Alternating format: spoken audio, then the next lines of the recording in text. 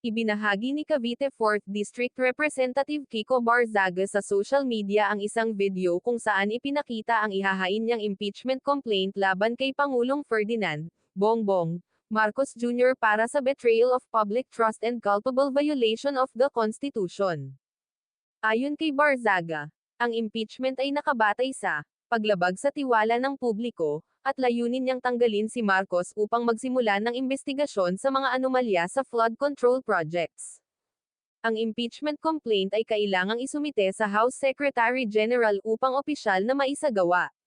Kung itutuloy, ito ang magiging kauna-unahang impeachment complaint laban kay Pangulong Marcos. Matatandaang si Pangulong Marcos na rin ang nagbunyag ng mga alleged anomalies sa flood mitigation projects ng gobyerno.